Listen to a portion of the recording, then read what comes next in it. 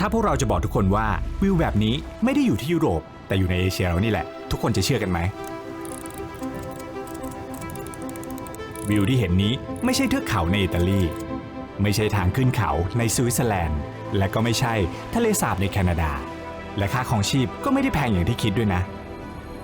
ยินดีต้อนรับทุกคนเข้าสู่คาซัคสถานครับประเทศที่อาจจะทำให้ทุกคนเนี่ยอยากเปลี่ยนแผนเที่ยวในทริปต่อไปเลยธรรมชาติเขายังดูบริสุทธิ์มากๆเลยทุกคนพิกัดนี้ต้องมากันด้วยนะห้ามพลาดหนึ่งในประเทศที่ฟรีวีซ่าให้คนไทยแบบเราไปเที่ยวได้เลยนะกับเมืองที่กำลังไวรัลมาแรงที่สุดในปีนี้ที่คนเนี่ยอยากให้เราพามาเที่ยวกันเยอะมากๆปั่นเรือเป็ดวิวประมาณนี้คนละ300คุ้มไหมทุกคนวิวนี้ราคา1,000 กว่าบาทคุ้มไหมขี่ม้าเข้ามาคนละ600คุ้มไหมวิวนี้สู่ความเมืองว่างไกลโพ้น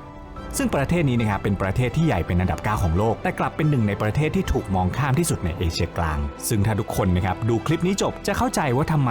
คนที่เคยมาถึงบอกเป็นเสียงเดียวกันว่านี่อาจจะเป็นประเทศที่สวยเกินราคาที่สุดในโลกจริงไหมตามไปพิสูจน์ด้วยกันครับ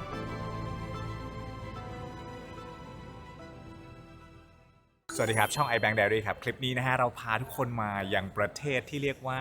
กำลังไวรัลในอินเทอร์เน็ตมากๆแล้วก็เป็นหนึ่งในประเทศที่ฟรีวีซ่าให้คนไทยอย่างพวกเรานะครับมาเที่ยวได้เลยตอนนี้เราอยู่กันที่ประเทศคาซัคสถานฮะตอนนี้อยู่ที่เมืองอัลมาตีทุกคนใช่แล้วก็ระยะเวลาในการมาเนี่ยนะแป๊บเดียวเองทุกคนซึ่งหลายๆคนเลยนะครับเขาว่ากันว่าที่นี่คือเอเชียกลางฟิลยุโรปทุกคนเขาบอกค่าครองชีพถูกแล้วก็กินอยู่สบายแล้วก็อาหารอร่อยอะไรเงี้ยนะฮะเดี๋ยวเรามาพิสูจน์กันว่าประเทศนี้เนี่ย underrate หรือ overrate ทุกคนซึ่งในทริปนี้นะครับเราจะเช่ารถขับกันนะครับเป็นรถทริปประมาณ5วันนะแล้วก็จะไม่มีการใช้ทัวร์ใดๆทั้งสิ้นนะฮะเพราะฉะนั้นใครนะครับที่แบบชอบเที่ยวเองแบบพวกเราอยากรู้ว่าถ้ามาประเทศนี้เนี่ยถ้าไม่ใช้ทัวร์ได้ไหม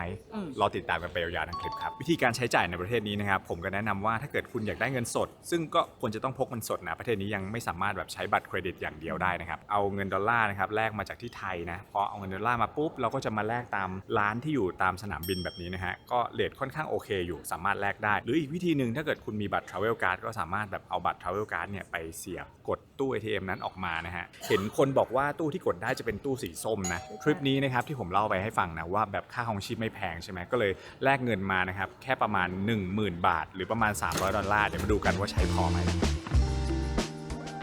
ก่อนจะออกเดินทางไปด้วยกันนะครับเรามาทำความรู้จักประเทศนี้กันสักเล็กน้อยครับประเทศคาซัคสถานอยู่ตรงนี้ของแผนที่โลกนะถึงตัวประเทศนะครับจะใหญ่ขนาดนี้นะแต่ไม่มีชายหาดติดทะเลเหมือนกับประเทศอื่นเขาเลยนะขนาดของประเทศเนี่ยใหญ่กว่าประเทศไทยเกือบ5เท่าเลยขับรถจากเหนือจรดใต้เนี่ยใช้เวลาเดินทางนะครับหลาย10ชั่วโมงแต่ประชากรในประเทศทั้งหมดนะครับมีแค่ประมาณ20ล้านคนเท่านั้นเองน้อยกว่ากรุงเทพและปริมณฑลรวมกันซะอีกนะ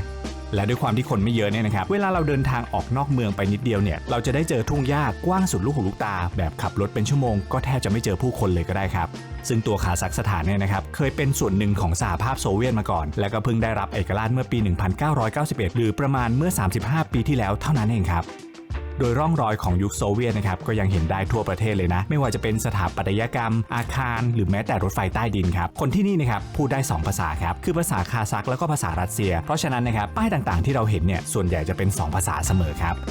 และอีกเรื่องหนึ่งที่หลายคนอาจจะแปลกใจนะครับคาซัคสถานเนี่ยมีความหลากหลายทางชาติพันธุ์เยอะมากๆครับมีประชากรมากกว่า100เชื้อชาติอาศัยอยู่ร่วมกันไม่ว่าจะเป็นคาซัครัสเซียเกาหลีเยอรมันแล้วก็อีกหลายประเทศเลยและการเดินทางในรอบนี้นะครับเรามากับสายการบิน Air Astana ครับบินตรงจากกรุงเทพถึงเมืองอัลมาตีเลยใช้เวลาแค่7ชั่วโมงเท่านั้นเองสะดวกสบายมากเราไม่ต้องไปต่อเครื่องให้ยุ่งยากถึงแล้วเนี่ยสามารถเที่ยวต่อได้เลยซึ่งสายการบินนี้นะครับเป็นสายการบินที่ให้บริการแบบ full service ให้บริการทั้งชั้นธุรกิจและก็ชั้นประหยัดมีเที่ยวบินระหว่างกรุงเทพกับเมืองอัลมาตีเนี่ยถึงสัปดาห์ละ5เที่ยวบินและระหว่างภูเก็ตกับเมืองอัลมาตีทุกวันสัปดาห์ละ7เที่ยวบินเลยที่สำคัญนะครับสายการบินนี้นะครับได้รับรางวัลสายการบินที่ดีที่สุดประจำภูมิภาคเอเชียกลางประจำปี 2025ด้วยนะในครั้งนี้นะครับเราได้ลองบินทั้งชั้นประหยัดและก็ชั้นธุรกิจให้ทุกคนดูเลยสำหรับชั้นธุรกิจนะผมบอกเลยนะครับว่าเขามีเลาจ์รับรองระหว่างรอขึ้นเครื่องบินด้วยสามารถหาอะไรทานได้เลยรายอาหารเนี่ยก็มีเยอะมากๆทั้งเครื่องดื่มขนมหรือว่าจะเป็นของคาวเรียกได้ว่าอิ่มท้องแบบจุกๆก่อนขึ้นเครื่องเลยนะซึ่งตัวเครื่องที่เขาใช้บินเนี่ยนะครับก็ลำใหญ่มากๆเลยนะภายในแล้วก็ที่นั่งเนี่ยกว้างขวางมากเลยนะแถมบริการบนเครื่องจากลูกเรือเนี่ยดีมากๆเลยทุกคนอาหารก็อร่อยถูกใจพวกเรามากๆเลยครับ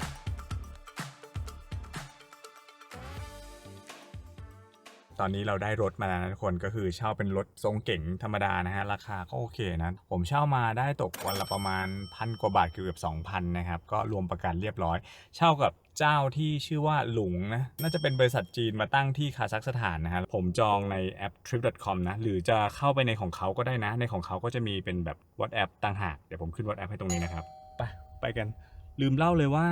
รถที่นี่จะเป็นพวงมาลัยซ้ายนะครับวันแรกนะเราจะพาทุกคนไปเที่ยวใกล้ๆในเมืองก่อนเพราะว่าด้วยความที่ไฟล์ที่เรานั่งมาเนี่ยจะมาถึงประมาณบ่าย3กับบ่าย4แล้วกว่าจะทำอะไรเช่ารถใดๆเสร็จ4 โมงกว่าแล้วก็จะเที่ยวใกล้ๆก่อนนะครับแล้วก็จะจองโรงแรมพักที่ใกล้ๆในเมืองตรงนี้นะครับไปเดี๋ยวเราไปที่แรกกัน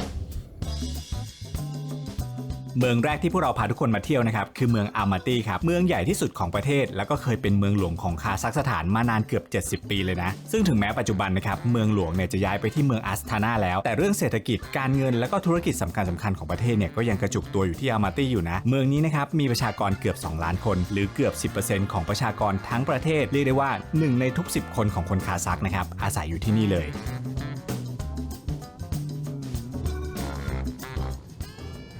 ถึงแล้วครับที่เที่ยวที่แรกของวันนี้นะฮะพาทุกคนมาค็อกโทเบนะฮะเป็นหอคอยที่สูงมากๆแล้วก็เป็นสัญลักษณ์ของเมืองนี้เลยนะฮะที่อามาตี้นะวิธีการขึ้นไปนะสำหรับคนที่ขับรถมาแบบพวกเรานะครับก็ไปจอดรถนะแล้วก็จะมีบัสขึ้นไปนะฮะราคาบัสขึ้นลงนะราคาเท่านี้นะครับไปกัน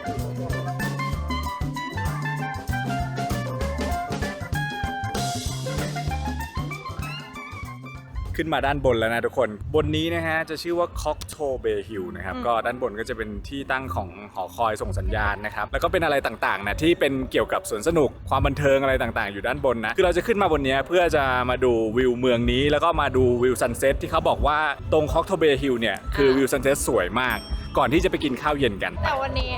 เราตั้งใจจะมาดูซันเซ็ตด้วยอากาศตอนนี้ก็คือเหมือนฝนมันจะตกเหมือนกันนะพ่อครึ้มๆเหมือนกันนะอาจจะแบบไม่ได้เจอแสงที่เปรี้ยงป้างแต่ว่าบนนี้อากาศดีบรรยากาศดีมากเลยค่ะ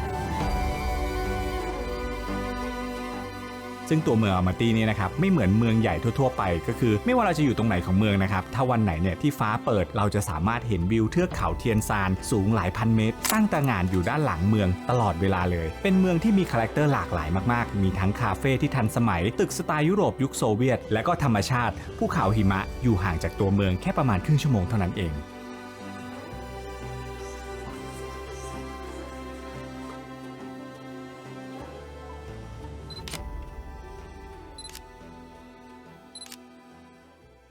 แล้วก็ตรงโซนนี้นะคะก็จะมีของเล่นนะคะยอดฮิตนะคะเวลาใครมาเนี่ยก็แบบถ้ามีโอกาสก็จะแวะมาเล่นกันนะคะก็เหมือนอย่างเงี้ยทุกคนนี่เป็นรถลงไปจนถึงด้านล่างเลยคือแบบว่าไปสุดแบบวนไปแบบจนถึงด้านล่างโหอันนี้คือเสียวมากเลยนะแต่ใครที่ชอบการเล่นหวาดเสียวแบบนี้หรือการเล่นแบบแอดเวนเจอร์แบบนี้ก็คือห้ามพลาดเพราะว่าคนต่อคิวเล่นกันเยอะมากแต่ทำไมเขาเล่นกันเงียบจังไม่มีใครกรี๊ดเลยเหรอเป็นไอกรี๊ดตั้งแต่เริ่มแล้วอะ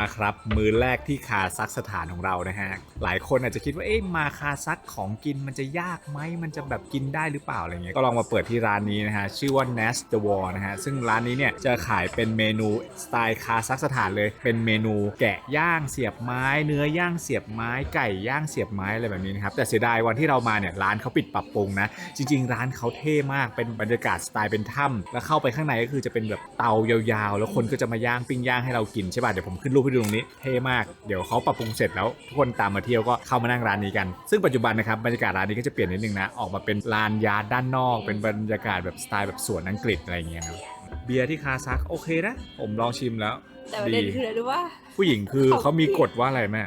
เหมือนแบบ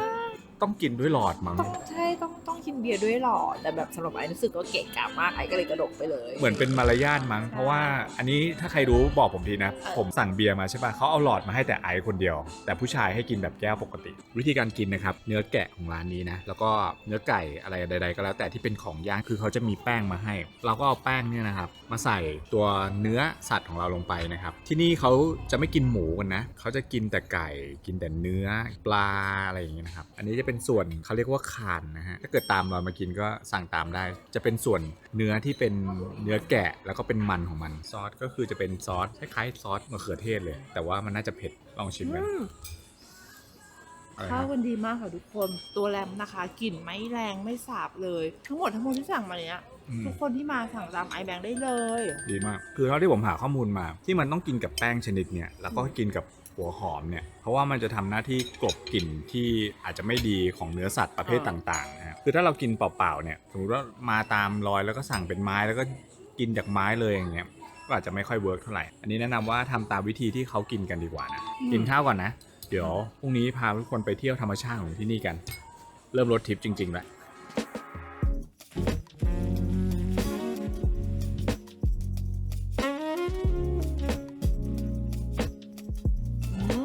อร่อย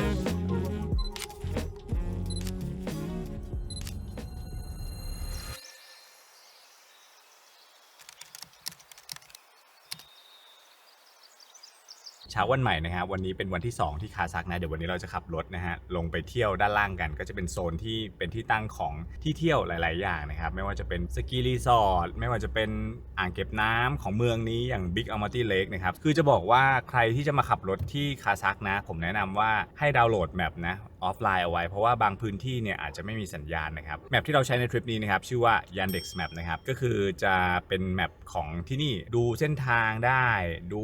รถติดได้เหมือน Google Map เลยแต่ที่สำคัญที่สุดเลยคือมันจะสามารถดูได้ว่าตรงไหนต้องขับรถเท่าไหร่มันจะมีบอกแบบ60 40ตรงนี้80เราก็เคารพตามกฎเขาไปได้เลยเพราะว่าถ้าเกิดไปเจอกล้องที่มันจับความเร็วอะไรเงี้ยจะโดนค่าปรับตอนคืนรถนะครับก็ต้องระวังเรื่องนี้ไว้ด้วยนะฮะซึ่งผมเองก็ต้องระวังเหมือนกัน เมื่อวานเล่าย้อนกลับไปก่อนเราพักที่โรงแรมออกมานอกเมืองนิดนึงเพราะว่าผมอยากเลือกเส้นที่มันแบบอยู่ใกล้กับสนามบินใช่ไหมที่สำคัญคือขับวนอ้อมออกรอบนอกไปเที่ยวเมืองต่างๆที่ใกล้ๆตัวอัลมาตี้เนี่ยง่ายก็คือมาพักที่นี่นะชื่อว่าลินการ์เด้นโฮเทลนอนสบายเตียงใหญ่นุ่มนะฮะก็แนะนำเผื่อใครหาโรงแรมไม่ได้ก็เอานี้เป็นออปชันได้รอบๆมีของกินเพียบเลยไปนี้ไปเที่ยวกันI'm slipping away so don't let me go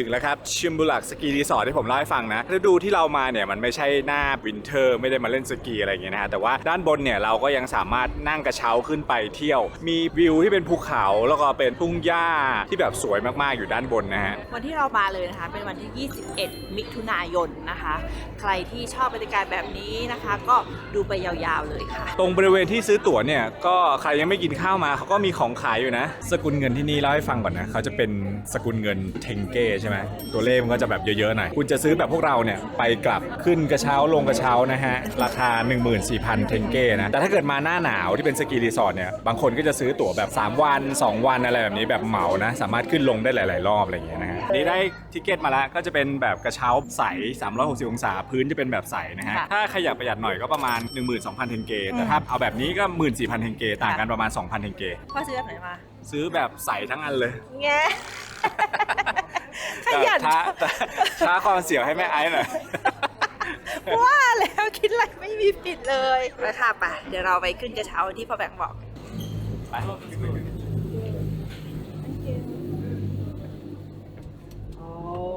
ได้เข้ามาแล้วครับข้อดีของการเลือกกระเช้าแบบใสแบบนี้นะก็คือคนเขาจะไม่ค่อยเลือกกันเราจะไม่ต้องนั่งรวมกับคนอื่นต่อให้คุณมาแค่แบบ2คนแบบพวกเราเพราะปกติบางทีเจ้าหน้าที่คือถ้าสมมติมากันแค่2คนเขาจะให้นั่งรวมไปกับคนอื่นในกระเช้าเดียวกันนะบางทีมันก็จะไม่สะดวกในการแบบอยากจะถ่ายรูปถ่ายวิดีโออะไรอย่างเงี้ยนะเผื่อใครอยากได้ความสะดวกนะพื้นใสเป็นไงจ๊ะก็มองดูซะหน่อยยังพื้นใสก็ยังไม่ได้เจอความน่าอัศจรรย์ใจเท่าไหร่นะคะแล้วก็จะบอกว่าไอตัวอะไร ตัวแบบ360องศาก็จะมีไม่ได้เยอะนะคะระยะเวลาการรอก็อาจจะใช้เวลาประมาณ 3-5 นาทีอย่างเงี้ยนะคะแล้ว รอบเขาจะมาพ่อไม่ได้แย่แล้วก็ไม่ได้เสียวมากเพราะว่าอันนี้คือแบบเราเพิ่งขึ้นมาเลยนะคะทุกคนและระหว่างทางที่แบบพ่อแบงค์ขับรถมานะคะทุกคนข้างทางที่เราขับมาเนี่ยก็จะเป็นแบบแม่น้ำที่เป็นเหมือนน้ำของเขาอะค่ะมีความเชี่ยวมีความแรงแต่จะบอกว่าน้ำสีเขียวนมสุดๆเลยดีมากสวยมากคือแบบระหว่างทางขับมานี่คือแบบโอ้โหฟูลฟิลมากเลยค่ะ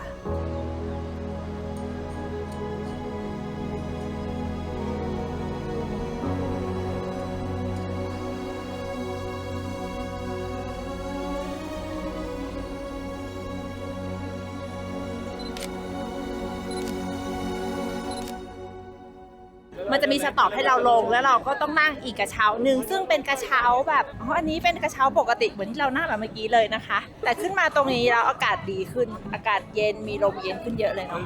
ระหว่างทางแอบเหมือนทางไปขึ้นหมู่บ้านกรีนเดอะวอลที่เราไปสวิตเหมือนกันนะใช่บ้านเรือนแล้วก็ต้นสนแล้วก็ป่าเขียวๆอะไรอย่างเงี้ยนะครับถ้ามาช่วงประมาณแบบที่หิมะตกหรือแบบช่วงที่ซัมเมอร์เนี่ยก็จะวิวแตกต่างกันเลย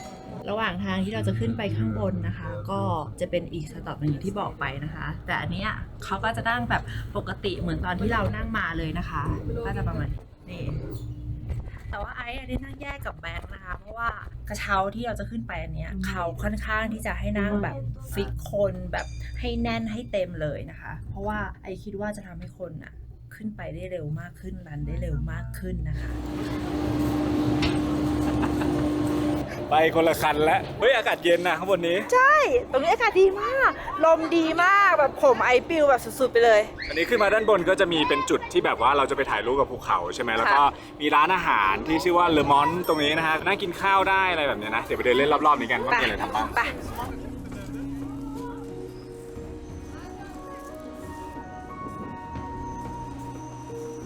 ไปกันต่อไปอีกต่อครับเย้ได้นั่งด้วยกันแล้วค่ะที่เที่ยวที่เรากำลังจะขึ้นไปกันเนี่ยนะครับคือสกีรีสอร์ทที่ตั้งอยู่สูงกว่า 3,200 เมตรจากระดับน้ำทะเลเลยนะที่นี่คือสกีรีสอร์ทที่ใหญ่ที่สุดในเอเชียกลางครับนักสกีจากรัสเซียอุซเบกิสถานและก็ประเทศอดีตสหภาพโซเวียตนะครับนิยมมาที่นี่กันมากๆเลยนะในช่วงฤดูหนาวหลายคนนะครับเรียกที่นี่ว่าเป็น Switzerland of Central Asia เลยนะ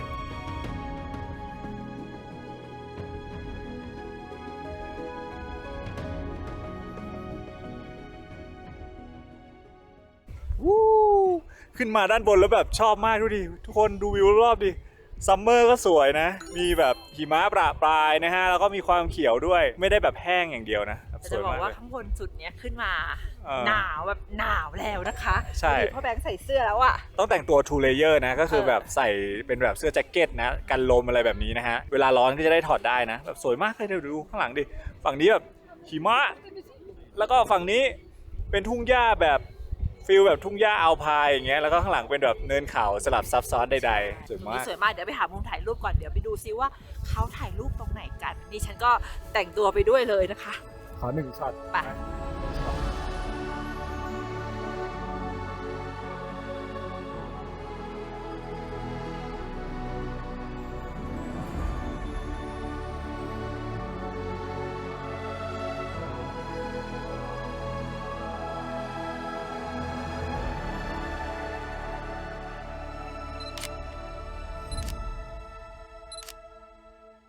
ซัมเมอร์อากาศข้างบนเย็นดีมากทุกคนเหมาะกับการมาแบบเดินเล่นเพราะว่าข้างล่างมันจะอากาศค่อนข้างร้อนไงพอขึ้นมาแล้วอารมณ์ดีเลยดูดิแล้วก็แบบวิวสวยมากมีความผสมผสานระหว่างหลายประเทศมากๆนะหลายคนบอกว่าเหมือนยุโรปใช่ป่ะผมว่ามันก็ได้อยู่นะเหมือนแบบทั้งสวิตเหมือนทั้งโดโลไมต์ก็เหมือนนะภูเขาตรงเซดาก็จะเป็นฟิลประมาณนี้แต่ว่าต้องเดินแบบไม่ต้องเร่งรีบนะคะใช้เวลาเทคไทม์ตรงนี้ให้เต็มที่เลยเพราะว่าสวยทุกมุมค่อยๆหามุมถ่ายเห็นใครถ่ายตรงไหนก็ทำเป็นเดินไปดำๆมองๆอย่าพูดเยอะอากาศวันนี้จะเบาบางมากต้องค่อยๆเดินเพราะว่ามันสูงประมาณ 3,000 กว่าเมตรนะทุกคนว่าแล้วก็ขอไปเดินก่อนไฮกิ้งซัมเมอร์มันดีอย่างนี้เองทุกคนอากาศดีแล้วก็หญ้าเขียวมีดอกไม้ระหว่างทางเป็นแบบสีเหลืองสีม่วงอ่ะน่ารักมากเลยสวยมากคนดูดิระหว่างทางที่เดินมาคือแบบใกล้ๆเลยนะไม่ได้เดินไกลมากแต่แบบ2 ข้างทางคือแบบสวยมากเดินง่ายเดินสบายนะฮะแล้วตรงนี้กันดอกไม้สีม่วงน่ารักมากเลย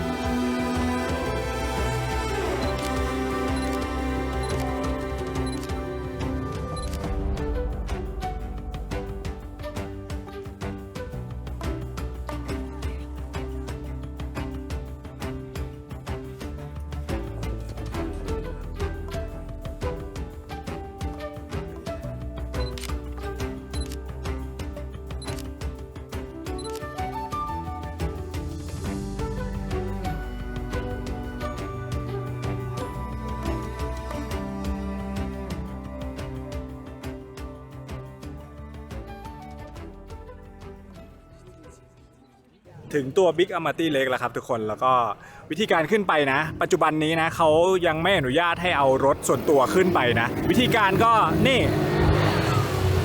ขับรถแบบนี้ขึ้นไปก็ได้ เป็นรถแบบรถไฟฟ้าที่เป็นมอเตอร์ไซค์แบบนี้นะฮะหรือว่าจะเอาแบบพวกเราก็ได้สบายนั่งรถขึ้นไปนะวิธีการเรียกรถขึ้นไปเนี่ยให้มาจอดรถตรง Ayusai Visitor Center ตรงบริเวณนี้เนี่ยก็จะมีเป็นเหมือนกับที่ขายของที่ระลึกอยู่ด้านหลังตรงนี้นะเข้าไปด้านหลังจะมีพี่เจ้าหน้าที่ใส่ชุดสีน้ำเงินแบบนี้นะแล้วก็บอกเขาว่าเราจะขึ้นไปด้านบนถ้ามากันหลายคนก็จะยิ่งถูกนะฮะคือเขาจะคิดเป็นราคาเหมาอย่างเรามา2คนเฉลี่ยคนละประมาณ1,000 กว่าบาทประมาณนี้นะฮะเดี๋ยวไปดูกันว่าคุ้มค่าไหมกับราคานะเขาบอกว่านี่คือทะเลสาบที่ห้ามลงไปเล่นน้ำห้ามลงไปพายเรือห้ามลงไปทำอะไรทั้งนั้นเพราะฉะนั้นน้ำมันต้องใสมากๆแน่ๆนะฮะตอนนี้เรามาถึงเป็นเวลา5 โมงเย็นกับอีก12 นาทีพระอาทิตย์ก็ยังอยู่โอเคอยู่คือปกติเขาไม่เอารถเข้าใช่ป่ะแต่คิดว่าอันนี้น่าจะเป็นหลายอย่างที่อินฟูไม่ได้บอกคือคนที่พาเราเข้าไปอ่ะก็น่าจะเป็นแบบมีนอกมีในกันหรือเปล่าหรือยังไงกับเจ้าหน้าที่แล้วก็สามารถเอารถเข้าไปได้เราก็จ่ายตังค์ไปแล้วตอนนี้อยู่ตรงป้อมพอดีป้อมที่แบบว่าเขาสามารถพาเราเข้าไปได้โดยที่เราไม่ต้องเดินคือถ้าเดินไปมันจะไกลมากประมาณเดินประมาณ5 ชั่วโมงนั่งรถไปดีกว่าเนาะ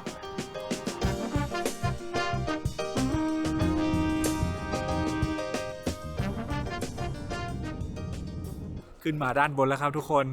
อากาศดีมากเดือนมิถุนาคือที่สุดแล้วเนี่ยผมใส่เสื้อแขนสั้นตัวเดียวได้แล้วอากาศเย็นน้ำอาจจะไม่ได้เยอะมากนะถ้ามาช่วงเร็วกว่านี้ประมาณพฤษภาเมษาเนี่ยน้ำจะเยอะกว่านี้ช่วงนี้น้ำจะน้อยจนไปถึงช่วงประมาณปลายตุลาอะไรเงี้ยน้ำจะกลับมาเยอะอีกทีหนึ่งนะฮะตัว Big Amity เนี่ยนะครับจะใช้น้ำของทั้งทะเลสาบเนี่ยเพื่อเลี้ยงดูคนทั้งเมืองเลยเพราะฉะนั้นระดับน้ำมันก็จะมีการเปลี่ยนแปลงไปเรื่อยๆนะที่บอกไปนะคะทุกคนตรงนี้คือสวยมากกำลังจะเดินลงไปดูความสวยงามด้านล่างใกล้ๆแบบถ่ายรูปแบบเลิศเลยแหละใครที่เป็นสายแชะรูปตามเก็บตามล่าพิกัดนี้ต้องมากันด้วยนะห้ามพลาดจะบอกว่าช่วงที่เรามาเป็นช่วงที่ดอกไม้ป่าสวยมากๆเลยทุกคนเพราะว่าดอกไม้ป่าบานสะพรั่งเต็มหุบเขานี่เลยนะดูดิสีม่วงสีขาวสีเหลืองอะไรแบบเยอะแยะไปหมดเลยมีมุมซิกเนเจอร์ของที่นี่ก็คือมุมก้อนหินข้างล่างก้อนหินตรงนี้เก้าอี้นั่งตรงนู้นมีหลายมุมมากๆแล้วก็อีกมุมนึงก็คือนอนท่ามกลางดอกไม้ไปเลยแล้วก็ให้เพื่อนถ่ายลงไปเป็นทะเลสาบนะไปดูกันใกล้ๆทะเลสาบแห่งนี้นะครับอยู่สูงกว่า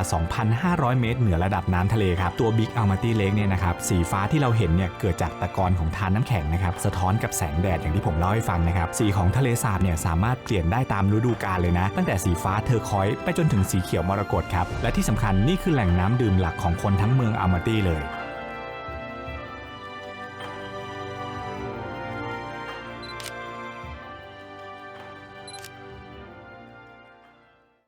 ชีวิตคนเราครับต้องการอะไรแบบนี้แหละแค่นี้เลยไม่ต้องมีอะไรที่มันแบบปรุงแต่งมากมีแต่ธรรมชาติแล้วก็เป็นธรรมชาติที่สร้างขึ้นมาอะไรอย่างเงี้ยผมสังเกตว่าประเทศในแถบเอเชียกลางเนี่ยไม่ว่าจะเป็นคาซัคสถานคีร์กิสถานอุซเบกิสถานคือทุกประเทศอ่ะเวลาเขาโปรโมทธรรมชาติเขาอะธรรมชาติเขายังดูแบบบริสุทธิ์มากๆเลยทุกคนเหมือนไม่มีสิ่งก่อสร้างของมนุษย์อะเข้ามาแบบรบกวนไม่มีบ้านคนไม่มีเสาไฟไม่มีแบบใครแอบมาสร้างรีสอร์ทที่พักโรงแรมอยู่ดีๆตรงกลางทะเลสาบมีที่พักมีโรงแรมอะไรเงี้ยมันก็ดูไม่ธรรมชาติเนาะแต่นี่คือสวยมากคลีนมากแล้วแบบสีน้ำอ่ะเป็นสีน้ำแบบเขียวนมอ่ะนึกออกใช่ไหมคะทุกคนแล้วเหมือนน้ำเขาไม่กระดิกเลยอ่ะแม้กระทั่งผิวน้ำเนี่ยเราเห็นว่ามันแบบกระดิกแบบลมพัดอะไรอย่างนี้นะแต่ดูแบบเป็นกลืนเหมือนผืนดินเลยอะค่ะทุกคนแล้วก็ฝั่งมุมขวามือเราจะเห็นเป็นแบบชั้นของการที่แบบว่าน้ำมันเคยขึ้นมาแล้วก็ไล่ลงตรงนี้ก็สวยอ่ะคือสวยแบบทุกมุมไม่ว่าจะเป็นน้ำเป็นหินเป็นธรรมชาติแล้วดูต้นไม้เขาดิยังเต็มแบบปึกมากอ่ะใช่เอาจริงๆนะเราก็ไปทะเลสาบมาหลายประเทศนะผมว่านี่ก็เป็นหนึ่งในประเทศที่ทะเลสาบสวยมากเลยนะทุกคนจริงเราเคยไปแคนาดามาแล้วนะคะทุกคนถ้าใครเคยดูคลิปแคนาดาของเราก็จะเห็นนะว่าทะเลสาบเนี่ยจะเป็นเขียวแบบนี้นะเขียวแบบนี้เขาเรียกว่าเขียวแบบมาจากทานน้ำแข็งอะไรเงี้ยใช่และที่เนี่ยตรงเนี้ยจุดเนี้ยคือได้เลยใช่มากๆเลยดีมากๆเพียวมากๆใช่แล้วก็เผลอๆนี่แบบสู้ได้เลยนะใช่สู้ได้กับแคนาดาเลยเพราะว่าความเขียวนี่คือโอเคแล้วและข้อดีของทะเลสาบ Big Amity Lake ก็คือ คนน้อยกว่าเยอะครับ จริง ที่เลคหลุยนี่คือคนเยอะมากจริงๆด้วยความที่มันเข้ามายากด้วยแหละแต่เอาจริงๆมันก็ยากพอๆกันคือเลคหลุยก็เข้ายากเหมือนกันแต่ว่าเลคหลุยคนเยอะมากๆป๊อปปูล่ามากๆแล้วแต่ค่าใช้จ่ายเยอะกว่าด้วยใช่แต่อันเนี้ยคือแบบคนน้อยมากมองไปไกลๆยังเห็นมีนกมีสัตว์เดินอยู่เลยอะโคตรธรรมชาติเลยทุกคนเอาจริงๆนั่งมองอันเนี้ยเฉยๆอะสำหรับไอ้แบบชิลมากไอ้นั่งได้เป็นชั่วโมงเป็นแบบครึ่งชั่วโมงหรือ2 ชั่วโมงได้เลยเพราะว่าอะไรรู้ป่ะอยากถ่ายทุกมุมอยากหาจุดที่สวยที่สุดอยากดูด้วยตาเนื้อแบบอยากดูด้วยตาเนื้อนานๆอ่ะเพราะว่า1เราเดินทางมาไกล2เราก็แบบว่ากว่าจะแบบนั่งรถเมื่อกี้ขึ้นมาอะไรเงี้ยไอ้เห็นคนที่แบบว่าเดินขึ้นมานี่คือแบบนับถือใจเลยนะคือแบบเดินมาได้แบบเก่งมากเพราะว่านั่งรถมาก็แบบ20 นาที20 นาทีนะเดินขึ้นมาประมาณ 5-6 ชั่วโมงอย่างที่ผมเล่าให้ฟังนะเดี๋ยวเราลงไปข้างล่างดีกว่าเห็นพ่อลูกคู่นึงเขาลงไปนั่งข้างล่างแบบดูเท่มากเลยน่าจะสวยลงไปใกล้ๆกันครับไป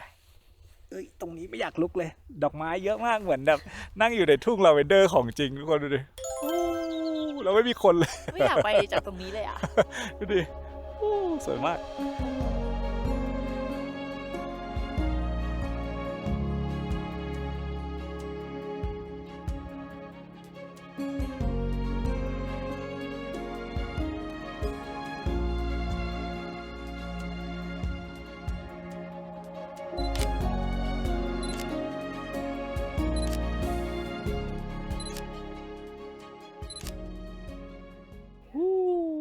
ข้างล่างสวยมากเลยได้มาแล้วครับ Big Almaty Lake สวยสุดๆมาฤดูนี้ก็ได้นะฤดูหนาวก็อาจจะน้ำเป็นน้ำแข็งเป็นหิมะอะไรแบบนี้นะครับก็แล้วแต่คนชอบนะใครที่แบบชอบฟิลแบบน้ำสีเขียวแบบนี้ก็มาฤดูประมาณนี้นะเป็นประเทศที่ผมพูดว่าจะต้องกลับมาเที่ยวฤดูอื่นอีกแน่นอนธรรมชาติสวยมากแล้วอะไรต่างๆก็ยังแบบดูแบบดูดิไม่มีคนเลยวิวนี้ราคา1,000 กว่าบาทคุ้มไหมทุกคนว่าวิวเมื่อเช้าราคา900 กว่าบาททุกคนว่าคุ้มไหมดีมากเลยและคนขับของเราเขาบอกว่า Big Almaty Lake มีจุดลับซึ่งไม่รู้ลับหรือเปล่าคนไทยเคยเห็นกันหรือยังไม่รู้นะมันจะเป็นแบบทางขึ้นมาประมาณ1 นาทีขับขึ้นมาจากตรง Big Almaty Lake ที่เป็นทางลงอ่ะมีขอนไม้ตั้งอยู่อันนึงเป็นที่นั่งทุกคนชิลมาก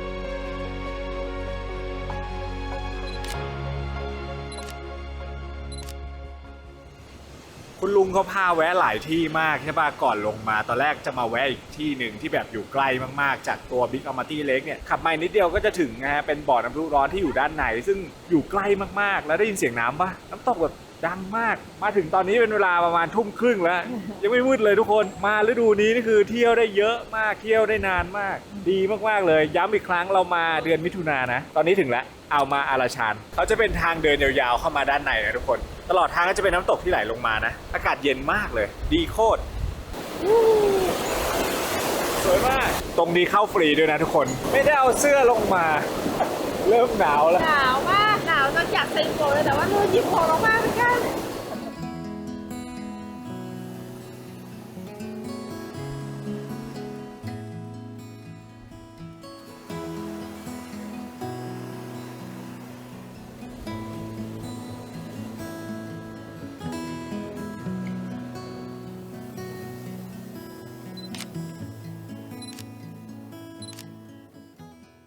เดินเข้าไปเรื่อยๆทุกคนด้านในเขาจะเป็นเหมือนบ่อน้ำแร่ให้เราไปแช่แล้วก็แบบอุ่นอะไรอย่างเงี้ยใช่ไหมผมเตรียมชุดมาพร้อมเลย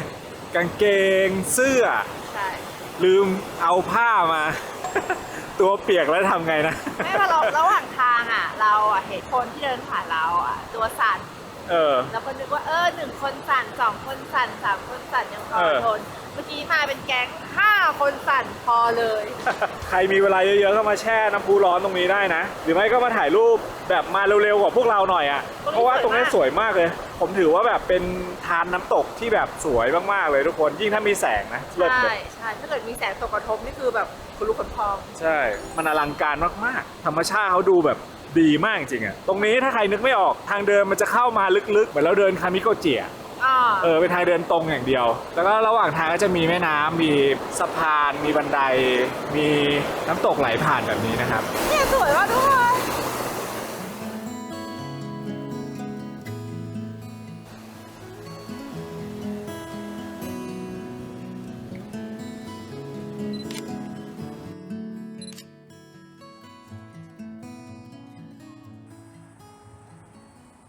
และแน่นอนครับมื้อเย็นของเรา2คนเวลามาต่างประเทศสิ่งที่จะหายทุกคนเลยสัญญาคืออาหารไทยอร่อยๆที่ทำโดยคนไทยเผื่อแบบมีแผนว่าอยากมาคาซัคแต่ก็กลัวแบบกินยากกินไม่ได้กินไม่อร่อยอะไรอย่างงี้ใช่ไหมผมเจอร้านหนึ่งมาฮะชื่อร้านว่าแบงคอกครับผมและเมนูที่ผมสั่งไปกันก็คือกะเพราเนื้อไข่ดาวแล้วแม่ก็ข้าวผัดต้มยำแล้วก็ต้มข่าไก่น่ากินมากทานมากเลยอ่ะแล้วคือวันนี้คือแบบเราคือเหมือนวันนี้เราใช้พลังไปเยอะมากใช่ป่ะการกินข้าวมื้อแบบจริงจังนะมันต้องแบบจริงจังมันต้องอาหารไทยแล้วค่ะทุกคนดีมากเดี๋ยวลองชิมก่อนดูซิว่ารสชาติเป็นยังไง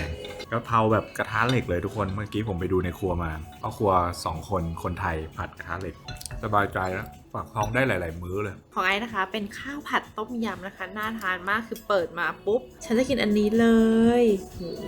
ควันกำลังฉุยๆเลยค่ะข้าวผัดต้มยำซีฟู้ดนะอร่อยใครที่เป็นคนไทยนะคะแล้วอยากหาอาหารไทยทานนะคะแนะนำร้านนี้เลยนะรสจัดจ้านมากข้าวผัดต้มยำนี่คือแบบใช่เป็นของจริงเลยกินข้าวก่อนนะพรุ่งนี้พาไปเที่ยวต่อยังมีที่สวยๆเพียบเลย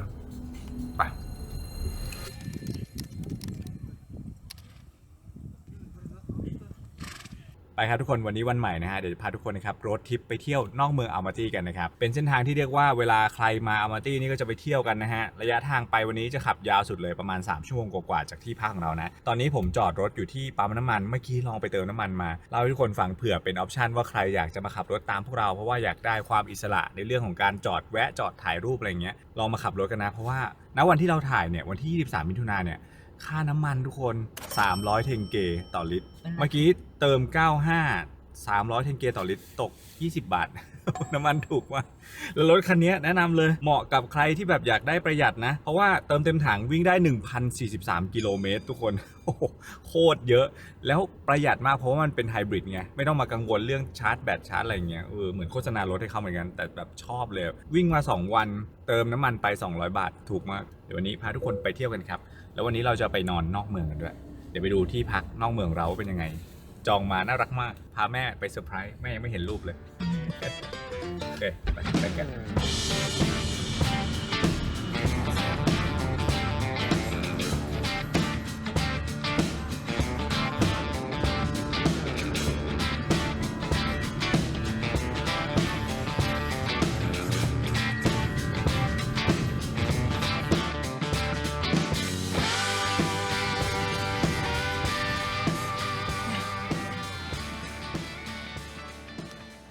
ตอนนี้เราพาทุกคนนะฮะมาถึงโคเซเล็กเป็นที่เรียบร้อยครับแล้วก็จอดรถตรงนี้นะทางเข้าเนี่ยเขาจะมีเก็บค่าเข้าสำหรับรถนะ1คันเนี่ย 3,200 เทงเกผมแนะนำนะครับว่าถ้าเกิดคุณขับรถออกมาจากอัลมาตี้เหมือนพวกเรานะครับมุ่งตรงมาที่ทะเลสาบนี้ก่อนเลยก่อนจะแวะไปเที่ยวพวกชารินแคนยอนก่อนจะแวะพวกแบล็กแคนยอนอะไรเงี้ยนะครับเพราะว่าไม่งั้นเนี่ยเราจะมาถึงที่นี่เย็นเกินไปนะทุกคนใช่เพราะว่าที่นี่ต้องการแสงนะใช่ทะเลสาบทุกที่นะแนะนำว่าให้ไปครึ่งเช้าได้ยิ่งดีแต่ถ้าเกิดแบบไม่อยากตื่นเช้ามากมาบ่ายๆแบบประมาณเราก็ยังสวยมากดูดิเห็นไหมนะตอนนี้แบบอยู่ข้างบนนะเดี๋ยวเดินลงไปข้างล่างกันทะเลสาบที่ว่ากันว่าเป็นหนึ่งในทะเลสาบที่สวยที่สุดของคาซัคสถานจะสวยขนาดไหนใกล้ๆระหว่างทางที่ขับมานะภูมิประเทศมีหลากหลายมากเดี๋ยวเป็นภูเขาหินสีแดงแกรนิตเดี๋ยวเป็นทะเลทรายเดี๋ยวเป็นทุ่งหญ้ากว้างๆธรรมชาติสุดโหดมากๆเลยที่เนี่ยคือธรรมชาติเขาคือแบบมันใหญ่แล้วมันก็สูงอ่ะนึกออกไหมระหว่างทางที่เราขับรถมาคือแบบใหญ่ไปหมดโอ้โหนี่สวยว่ะไปดูใกล้ๆกันโอ้โห อย่างที่ผมเล่าไปครับว่าโคเซเล็กเนี่ยคือหนึ่งในทะเลสาบที่สวยที่สุดของคาซัคสถานเลยนะที่นี่ถูกขนานนามว่าเป็นไข่มุกแห่งเทือกเขาเทียนซานครับเพราะสีของน้ำเนี่ยจะออกเป็นสีเขียวมรกตตัดกับป่าสนแล้วก็ภูเขาสูงรอบด้านสวยจนแทบไม่อยากเชื่อเลยครับว่านี่คือเอเชียกลางนะครับซึ่งจริงๆแล้วนะครับตัวโคเซเล็กเนี่ยนะครับไม่ได้มีแค่ทะเลสาบแห่งนี้แห่งเดียวนะครับแต่จริงๆแล้วมีทั้งหมด3ทะเลสาบเรียงต่อกันตามระดับความสูงของภูเขาเลยนะทะเลสาบแห่งแรกครับคือจุดที่นักท่องเที่ยวแบบพวกเราส่วนใหญ่นะครับมาถึงได้ง่ายที่สุดส่วนทะเลสาบที่2แล้วก็ที่ ที่3เนี่ยจะต้องเดินเท้าหรือว่าขี่ม้าเข้าไปอีกหลายชั่วโมงเลยแล้วเขาว่ากันว่านะครับยิ่งขึ้นไปสูงเท่าไหร่นะครับน้ำก็จะยิ่งใสขึ้นนักท่องเที่ยวก็จะยิ่งน้อยลงยิ่งไปกว่านี้อีกครับซึ่งเขาบอกนะครับว่าบางช่วงของการเดินไฮกิ้งนะครับจะได้ยินแค่เสียงลมเสียงน้ำแล้วก็เสียงนกเท่านั้นเองนะซึ่งเจ้าตัวทะเลสาบทั้ง3แห่งเนี่ยนะครับเกิดจากการเคลื่อนตัวของเปลือกโลกเมื่อหลายร้อยปีก่อนจนเกิดเป็นแอ่งน้ำธรรมชาติกลางหุบเขาแบบที่เราเห็นในปัจจุบันนี้ครับและน้ำทั้งหมดในทะเลสาบแห่งนี้นะครับมาจากหิมะแล้วก็ทานน้ำแข็งบนเทือกเขาเทียนซานทำให้น้ำเนี่ยเย็นมากแม้จะเป็นช่วงหน้าร้อนแบบนี้นะครับอุณหภูมิน้ำก็ยังจะเย็นจัดอยู่ดีนะตัวบริเวณพื้นที่ทะเลสาบนะครับอยู่สูงจากระดับน้ำทะเลนะครับประมาณ 1,800 เมตรเลยนะทำให้อากาศที่นี่นะครับเย็นสบายกว่าตัวเมืองอามาตี้พอสมควรเลยโดยคำว่าเทียนซานเนี่ยนะครับมีชื่อแปลตรงตัวด้วยนะว่าภูเขาแห่งสวรรค์ทุกคนและพอได้เห็นวิวตรงหน้านะครับก็พอจะเข้าใจได้เลยครับว่าทำไมเขาถึงตั้งชื่อแบบนี้ครับ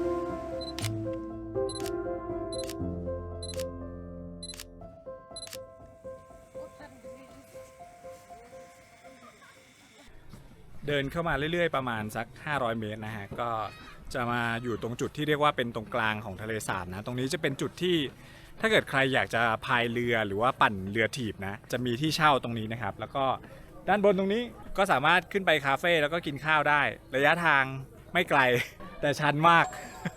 เดี๋ยวไปดูตรงนี้ก่อนว่าค่าเช่าอะไรคิวยาวไหมนะฮะเดี๋ยวถ่ายให้ทุกคนดูก่อนค่าพายเรือนะคะ40 นาที 10,000 สิงเกนะคะ60 นาที 15,000 สิงเกนะคะก็สูงสุด5 คนนั่งได้5 คนแล้วก็ถ้าเป็นเรือเป็ดนะคะ40 นาที 10,000 60 นาที 15,000 แต่เรือเป็ดเนี่ยนั่งได้4 คนเรามากัน2 คนก็2 คนเราอาจจะนั่งเรือเป็ดเนาะใช่น่าจะง่ายกว่าพายเรือเดี๋ยวทะเลาะกันอีกพายเรือเดี๋ยวพาเข้ามุมนู้นมุมนี้อีกแต่ว่าก่อนที่จะขึ้นไปพายเรือเป็ดเนี่ยเดี๋ยวขอไปเติมพลังก่อนเพราะว่าเคยพายแล้ว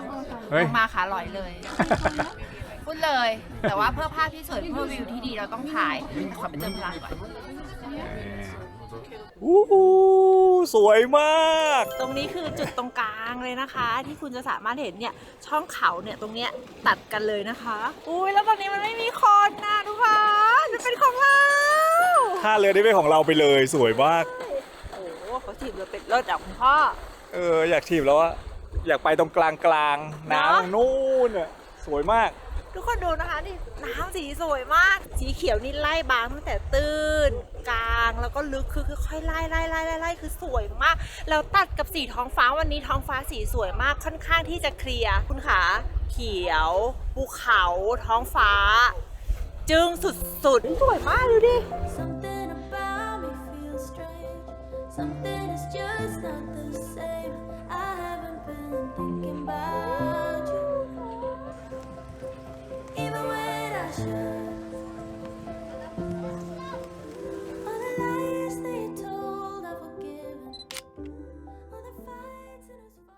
ไปคาเฟ่กันทุกคนคาเฟ่สำหรับคนข้อเข่าดีเดินได้แน่นอนข้อเข่าเราเป็นไงแม่ไม่อยากพูดอ่ะคือแบบไม่อยากใช้พลังงานเยอะเดี๋ยวเหนื่อยคาเฟ่นะครับมีตัวเลขบอกด้วยว่าเดินไปกี่ขั้นแล้วตอนนี้นะคะประมาณ5 นาทีแล้วเดินมา18 ขั้นมีทั้งหมด 1,000 ขั้นมั้งเขาบอกจริงเหรอคะว้าวแบงไม่ถึงนี่มีตัวเลขบอกเห็นไหมใช่แล้วก็ช่วงนี้อย่างที่ผมเล่าทุกที่ดอกไม้ป่าบานหมดเห็นปะดอกไม้ป่าเพียบเลยสวยเวอร์เดินไปหยุดไปก็ได้เนี่ยแบบแม่ไอ้เนี่ยไม่รีบวันนี้เราใช้เวลาอยู่ที่นี่ทั้งวันสวยมากอ่ะตอนนี้คือแดดกำลังไล่ลงมาตรงแบบร้านคาเฟ่เนาะเมื่อกี้แดดลงตรงเลคนะคะกำลังจะไล่ขึ้นไปใช่ทะเลสาบทุกที่ต้องการแสงเพราะฉะนั้นแนะนำว่ามาตอนช่วงเช้าดีสุดไม่งั้นมืดเนี่ยพอตกบ่ายปุ๊บทะเลสาบจะเริ่มมืดแล้วทุกคนเห็นปะเนี่ยเขากำลังฮิตแบงค์ระวังไม้โดนนะเขากำลังฮิต Can I use my own use this one okay just kidding what's your name My name is Adil Where are you from You here You Kazakh Yeah I'm Kazakh Okay Are you from Korea yeah No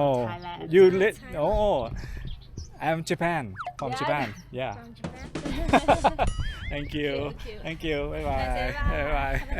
Thank you Thank you คนที่นะคะน่ารักมากต่อให้เราเดินไปหาเขาอ่ะเขาเหมือนจะหน้าดุนะแต่จริงๆเราเป็นหน้าปกติของเขาเลยค่ะใช่คล้ายๆคนจอร์เจียใช่หน้าดุแต่ว่าใจดีใช่ใจดีมาก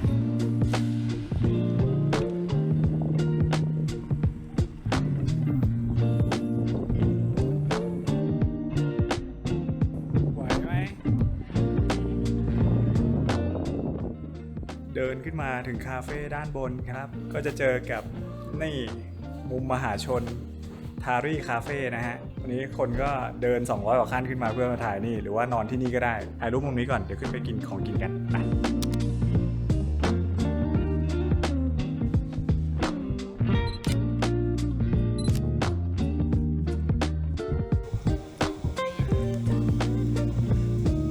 ข้อของกระดูกมันใช่ไหมแล้วมันจะมีเอ็นอ่ะอร่อยมากเลยอ่ะ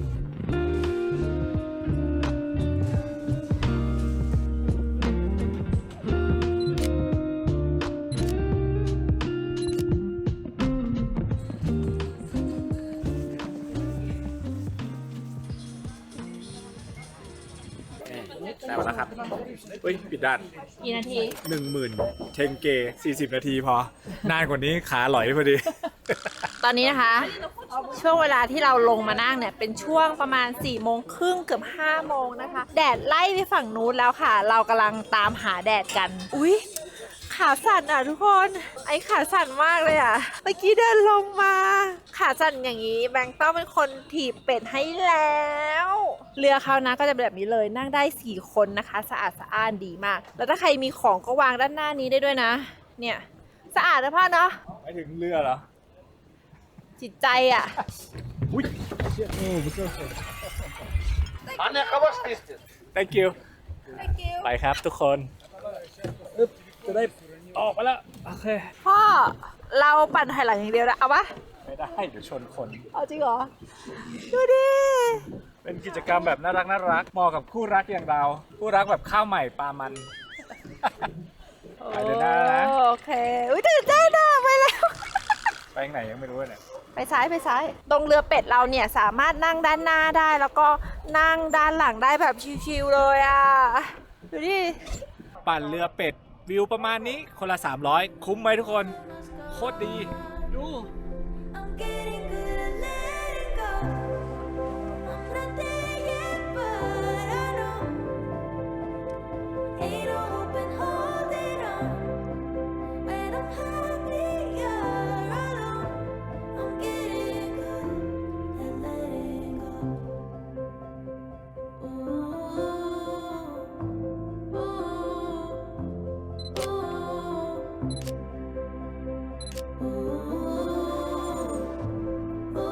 ระหว่างทางเดินกลับนะคะ ก็มีร้านไอศครีมเนาะชื่นใจ And it's fault I forgot. After all in my power to heal all of my scars. ถึงแล้วครับที่พักของเรานะฮะขับรถออกมาจากตรงโคไซเล็กนะออกมาประมาณ5นาทีนะผมเลือกที่นี่เพราะว่าพื้นที่กว้างขวางแล้วก็ราคาสมเหตุสมผลนะนี่ได้เป็นบ้านหลังๆแบบนี้นะทุกคนจองใน Airbnb ราคาประมาณ 3,000 กว่าบาทเกือบ 4,000 ประมาณนี้นะฮะตรงโซนนี้ก็จะเป็นโซนที่พักที่ขยับออกมาจากตัวโคไซเล็กออกมานิดเดียวนะฮะก็จะมีบ้านพักหลายแบบเลยมีทั้งที่เป็นบ้านแนวนอร์ดิกสามเหลี่ยมแบบนี้แล้วก็มีแบบเป็นยัทแบบนั้นนะครับลองเลือกดูนะว่าชอบแบบไหน นี่ด้านในกว้างมาก คือเรา2 คนมา2 คนใช่ปะกางกระเป๋าสบายไม่ต้องห่วงไม่ต้องกังวลเลย แล้วเตียงก็กว้างสุดๆ เตียงน่าจะเป็น6 ฟุตเนอะพ่อแบงค์ถ้านวมผ้าห่มเอ้ยที่เนี่ยข้อสังเกตของที่นี่คืออะไรรู้ปะ ทำไมฮะ เขาอ่ะจะให้เราแบบยัดไส้ผ้านวมเองอะวิวด้านนอกนะคะ เป็นวิวภูเขาแล้วก็ต้นไม้นะคะ คิดภาพดูนะถ้าเกิดคุณตามรอยพวกเรามาช่วงที่แบบใบไม้เปลี่ยนสี ก็จะสวยอีกแบบนึง หรือถ้าเป็นช่วงที่มีหิมะนะโอ้โหไม่ต้องพูดถึงเลยค่ะ ที่พักชื่อว่า Mountain View c o s e นะฮะผมว่าตรงนี้ดีไม่ต้องแบบเข้าไปนอนถึงข้างในเลคหรอกเพราะว่าเราเที่ยวตอนกลางวันเต็มอิ่มแล้วถ้าเราไปพักในเลคเนี่ยเวลาเข้าไปเนี่ยมันจะต้องนั่งรถเขาเข้าไปมันจะค่อนข้างลำบากอย่างพวกเราเนี่ยมาพร้อมกระเป๋าใบใหญ่ใช่ไหมก็เลยพยายามจะเลือกที่พักให้แบบว่าสามารถขับรถเข้ามาเนี่ยจอดหลังบ้านหลังนี้ได้เลยแล้วก็เดินมาถึงเลยนะดีมากๆทุกคนใครที่แบบอยากได้ที่พักที่สะดวกขับรถออกไปข้างนอกก็ง่ายเนี่ยดูดิเห็นปะจอดรถตรงนี้ได้เลยดีมากแนะนำนะที่นี่ What a night, people dancing in slow motion, blurry eyes. But I've had enough, it's time to say goodbye.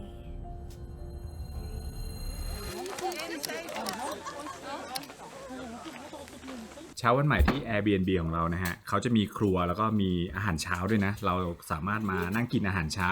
ข้างๆยัดตรงนี้แล้วก็จะมีคุณป้าคุณลุงที่ดูแลที่เนี่ยเขาทำกับข้าวให้กินจะมีไข่ดาวเบรกฟาสต์อาหารเช้าปกติแบบ international breakfast ละกันเล่าให้ฟังว่าที่พักเนี่ยตอนที่เราถ่ายรีวิวอะเราไม่ได้ดูว่ามันไม่มีแอร์ทุกคนก็เลยว่าจะบอกทุกคนว่ามันไม่มีแอร์นะแต่ว่าตอนกลางคืนโคตรหนาว ก็เลยเข้าใจแล้วว่าทำไมเขาไม่มีแอร์กลางคืนแบบกับกลางวันต่างกันสุดขั้วเลยตอนกลางวันประมาณเกือบ30 องศาเลยตอนกลางคืนประมาณ10 องศาในหน้าซัมเมอร์แบบนี้นะถ้าตอนแบบวินเทอร์หรือว่าตอนแบบว่าออนทัมนี่น่าจะแบบหนาวกว่านี้นะทุกคนเดี๋ยววันนี้นะฮะเราจะพาทุกคนไปเที่ยวในโซนนี้กันต่อมีไฮไลท์ให้ไปเก็บอีกหนึ่งที่ก็คือตัวทะเลสาบที่เป็นป่าจมน้ำของเรานะฮะคาอินดี้เลคนะครับก็คือตรงนั้นเนี่ยจะเป็นเหมือนกับสระมรกตสีเขียวเลยแล้วก็จะมีป่าที่แบบเป็นคล้ายๆกับป่าต้นไม้นะฮะจมอยู่ในน้ำเดี๋ยวไปดูกันแล้วก็เที่ยวเก็บโซนที่เราจะขับรถกลับไปที่อามาตี้ครับผมไปตามไปเที่ยวกันต่อครับ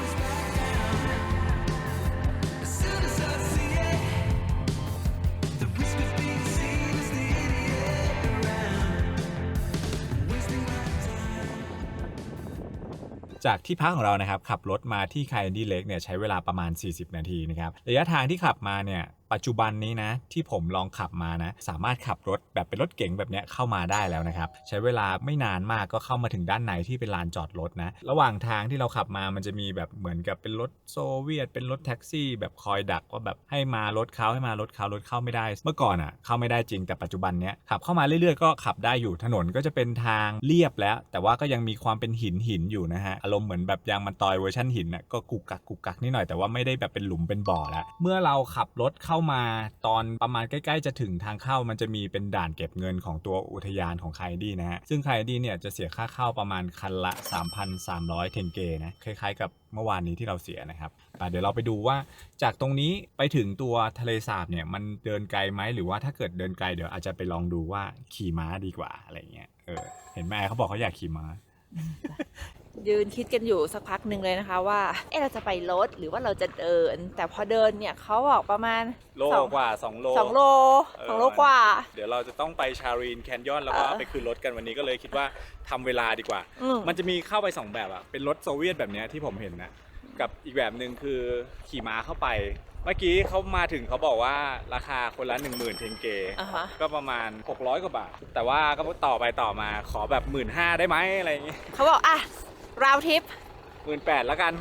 เจอกันครึ่งทางคุณลุงบอกต่อนะคะแนะนำนะคะว่าให้ต่อจนกว่าเรากับเขาจะไม่ได้อะให้มันสุดต่อให้สุดทางแนะนำว่าให้ต่อก่อนค่ะเอาราคาที่คุณพอใจแต่ถ้าเกิดแบบไม่ซีเรียสก็เดินเข้าไปก็ได้นะมันสามารถเดินได้อยู่เข้าไปหาน้องหมากันก็จะมีประตูกั้นเป็นอย่างนี้เนาะโอ้ยตื่นเต้นว่ะครั้งแรกเลยระยะทางก็ไม่ไกลมากนะครับเขาจะพาเราไปเป็นกลุ่มแบบนี้นะฮะก็คือมีพี่ต่างชาติอยู่ข้างหน้าคนหนึ่งแม่ไอซ์อยู่ข้างหลังคนหนึ่งนะแล้วก็พี่คนนี้พานำไปราคาสรุปแล้วนะ 18,000 เทนเกไปกลับราคาก็600ถือว่าเป็นค่าประสบการณ์นะไปดูกันว่าดีไหมระหว่างทางนะฮะผมเห็นดอกไม้บานแบบเยอะมากๆเลยนะม้าเขาไปกันเองอัตโนมัติเลยอะทำไมเขาเดินชิดจังเสียว เขาเดินแบบชิดขอบมากดูดิเห็นปะไปค่ะนี่นั่งอยู่บนน้องม้านะข้างหน้าเป็นพ่อแบงค์วันนี้เป็นไอซ์ข้างบนนี้คือแบบอากาศดีลมเย็นแล้วก็พากันเดินไปเป็นขบวนนะคะแต่ละคนน้องม้า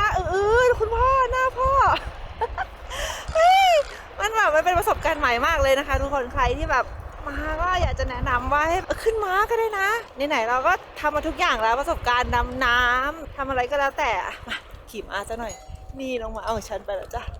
ควบฮึบทางที่เขาพาเราขี่ม้ามาทุกคนมันจะเป็นทางบนเนินอ่ะก็จะเสียวๆนิดนึงแต่ถ้าใครไม่อยากเสียวผมว่าก็เดินเอาก็ได้จะเป็นทางเดินแบบลาบไปกับถนนแบบนี้นะฮะแล้วก็เลียบไปกับลำธารนะไม่ค่อยไกลเท่าไหร่นะเท่าที่ผมมองด้วยตาเรายังมองเห็นปลายทางตรงนู้นว่ามีแบบจุดที่เราจะได้ถึงทะเลสาบนะฮะระหว่างทางก็จะเป็นวิวสวยๆแบบดูดิโคตรสวยอะธรรมชาติแบบดูดิบโคตรเลย ทางยังเป็นแบบดินเป็นอะไรอย่างเงี้ยตอนนี้น่าจะครึ่งทางแล้วนั่งม้ามายังรู้สึกว่านานเลยถ้าเดินนี่ต้องไกลมากแน่เลยทุกคนเพราะว่า ระหว่างทางก็เห็นคนเดินนะแต่ว่าก็ไม่มากเห็นคนขี่ม้าเยอะกว่านะฮะผมว่ามาประเทศนี้เนี่ยด้วยความที่ผมพูดมาตลอดใช่ไหมว่าธรรมชาติเขาดิบมากใช่ไหมเราได้เจอแบบประสบการณ์ที่ไม่เหมือนประเทศไหนที่เราเคยไปเลยนะหลากหลายอย่างมากตอนนี้ถึงทางลงแบบหวาดเสียวแล้ว สวยมา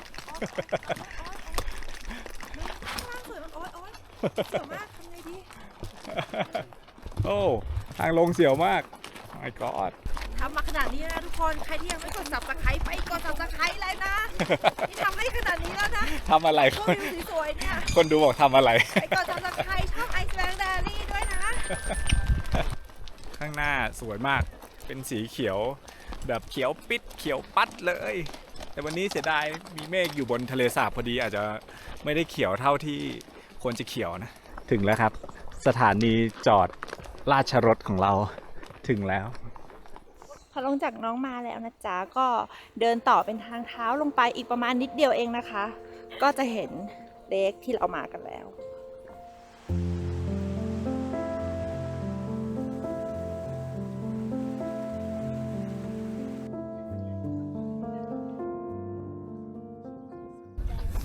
ถึงแล้วครับทุกคนโอ้โหสวยมากเข้ามาคือแบบเป็นอีกโลกหนึงเลยอะจากทางแบบไม่มีอะไรเข้ามาปุ๊บตรงนี้ น้ำเขียวใสแล้วก็แบบสวยมากๆเลย ใช่เหมือนตอนที่เรานั่งมาเข้ามาดูเหมือนว่าแดดมันจะหุบแดดมันจะไปอีกทางหนึ่งพอเรามาถึงปุ๊บแดดมาถึงตรงนี้เลยแดดมาตรงนี้แล้วคือ ทุกคนก็จะได้เห็นน้ำที่เป็นแบบสีไล่เหมือนที่เราเคยพูดทุกครั้งอะนึกออกไหมคะไล่ไปเรื่อยๆเรื่อยๆแล้วคือตอนนี้คือสวยมาก สวยเวอร์ๆนี่คือป่าจมน้ำที่ผมเล่าให้ฟังนะ ก็ตัวจะเป็นแบบต้นไม้อยู่ในน้ำในฤดูร้อนแบบนี้ก็จะเป็นฟิลเหมือนแบบเหมือนเป็นต้นไม้เสียบอยู่ในน้ำแต่ถ้าเป็นฤดูหนาวก็คือตรงนี้ก็จะเป็นหิมะหมดเลย แล้วก็เป็นต้นไม้แทงขึ้นมาแทนสวยมากเลย ถ่ายรูปกันดีกว่า ถ่ายรูปดีกว่า ตัวทะเลสาบที่ทุกคนเห็นอยู่ตรงหน้าเนี่ยนะครับเพิ่งเกิดขึ้นเมื่อปี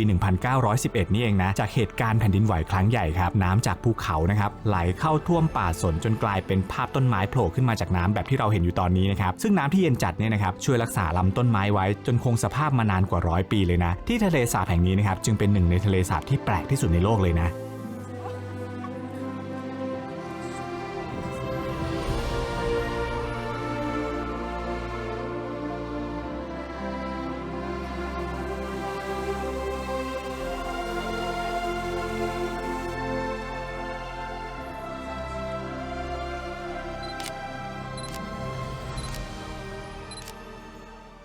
สวยมากเลยอ่ะเราเดินรอบๆทะเลสาบนะทุกคนมันจะมีเป็นจุดให้เราเดินไฮค์ได้เบาๆคนก็มาถ่ายรูปตลอด2ข้างทางสวยมากดูดิน้ำสีเขียวโคตรเลยวู้คันดีเลกคันดีเลกคันดีเลกสวยมากวู้ สวยมาก ตรงนี้ไม่ค่อยมีคนด้วย ใช่ ดีมากเลยทุกคนผมแบบชอบทะเลสาบของที่คาซัคสถานมากเลยนะเขาดูมีความดิบมากๆแล้วก็ยังไม่ค่อยมีคนมาทำให้มันเลอะเทอะมากอ่ะค่อนข้างควบคุมธรรมชาติได้ดีดูดิเขียวตลอดทางขอมือจุ่มดูสักหน่อยได้ไหมเนี่ยอยากรู้ว่าเย็นปะว้าวหน้าร้อนน้ำเย็นเจี๊ยบเพราะไหลมาจากทานน้ำแข็งด้านบนถ้าเล่นได้นี่คงดีมากเลย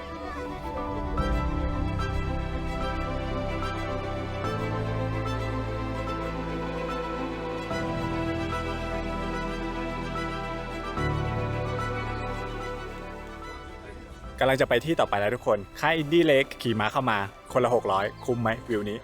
ทุกคนว่าไงสำหรับเรา2คนคุ้มดีมากไปกันต่อ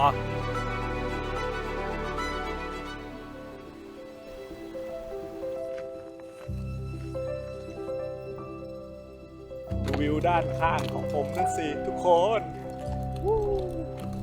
สู่ความว่างๆไกลโพ้นกิจกรรมที่ไอชอบต่อไปนี้ก็คือเขากลับไปไทยเขาก็จะซื้อม้าแล้วเขาจะไม่นั่งรถแล้ว ดูดม้าดีกว่าอยากพร้อม เอากี่ขาดีคนละม้าผมมีความคิดว่าอยากจะไปรูทแบบที่จะไปไฮกิ้งไปดูแบบภูเขาธรรมชาติที่ชิลีไปพาตาโกเนียอะไรเงี้ยแต่ก็ยังโฮไว้ก่อนเพราะว่าแบบเขาบอกเดินทีเป็น10 ชั่วโมงเงี้ยเรา สงสารคนข้างหลังด้วยค่ะคุณพ่อ ก็รู้สึกว่าสงสารเนี่ยก็เลยแบบอันนี้เขาก็ยังดีอ่ะก็มีออปชั่นอ่ะจะนั่งรถก็ได้ขี่ม้าก็ได้เดินก็ได้คนอยากเดินก็เดินไปคนอยากขี่ม้าก็ขี่ไปใช่ป่ะบางที่ไม่มีเลยนะบางที่ก็คืออย่างบ้านเรามุดถ้าภูกระดึงก็คือเดินอย่างเดียวจ้ะแม่พูดอะไรฮะ ป่าแม่ พ่อจะพาแม่ไปพาตาโกเนียลูกถามแม่ว่าจะไปจริงๆหรอคะคุณแม่ ดูเดินไกลดูยากนะนี่ดูดิทุกคนอันนี้คือขาผม และข้างๆก็คือตึ๊ด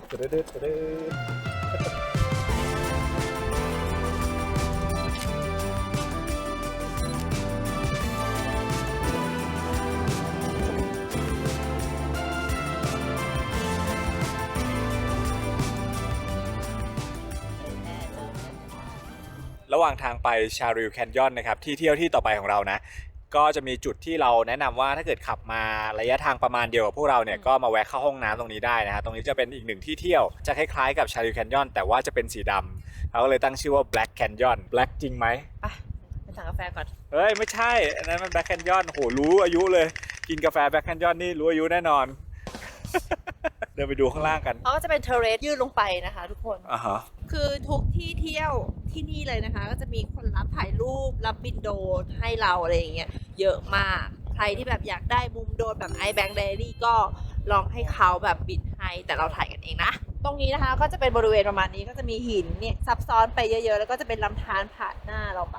โอเคนะพ่อเป็นจุดพักรถที่ดีด้วยนะคะเพราะว่าเขาเหมือนมีร้านอาหารด้วยนะคะทุกคนแล้วก็ขอย้ำอีกรอบห้องน้ำที่นี่นะสะอาดมากใครที่แบบอยากเข้าห้องน้ำตรงจุดเนี้ยต้องแวะนะคะไปดูตรงนี้กัน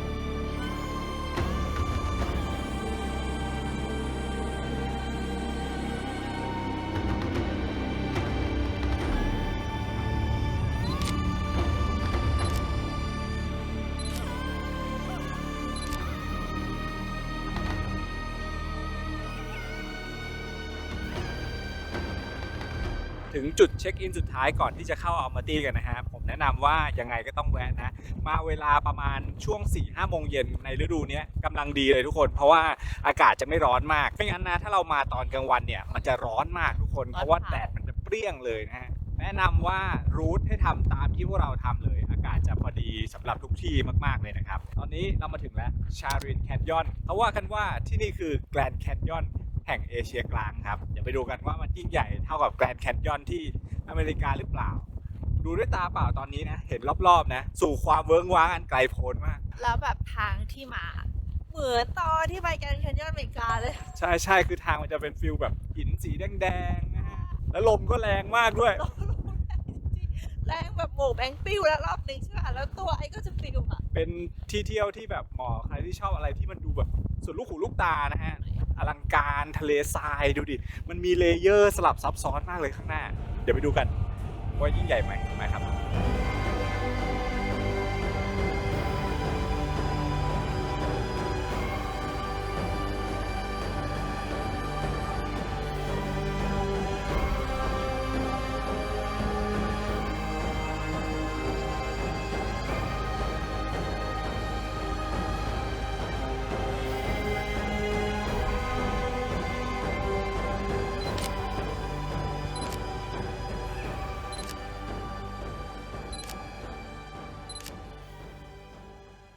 คือจะบอกว่าลมตอนนี้คือเยอะมากเยอะจนเราสองคนน่ะไม่กล้าเดินลงไปถ่ายคือบางจุดที่เป็นโขดหินหรือโขดไอ้แกรนด์แคนยอนเนี่ยนะคะมันก็จะมีทางที่แบบเหมือนคนเคยเดินลงไปถ่ายตรงนู้นถ่ายตรงเนี้ยแต่ทางที่เดินไปมันค่อนข้างแคบเซยกับแบงค์ไม่กล้าลงไปอ่ะทุกคนพื้นที่ตรงนี้เป็นพื้นที่โล่งมากเลยนะคะลมแบบคือปิวอ่ะแล้วก็ใครมาบริเวณจุดนี้นะแนะนำว่าให้พกน้ำละขวด2 ขวดถือว่าเป็นเรื่องดีแล้วก็ระยะทางการเดินเนี่ยจากตรงที่เราจอดรถไปถึงตรงแบบปลายจุดที่แบงค์เดินไปอ่ะถ้าวันที่ลมไม่แรงก็น่าจะประมาณ20 นาทีถึงแต่วันนี้มันเกือบ40 นาทีเลยอ่ะคือมันเดินไกลค่อนข้างไกลแต่ถามว่าสวยไหมสวยเลยถ่ายรูปออกมาสีสวยแน่นอนแต่ไอ้เสียดายว่าแบบมันลงไปถ่ายไม่ได้อ่ะหลายคนก็เสียดายโอ้สุดๆเลยค่ะ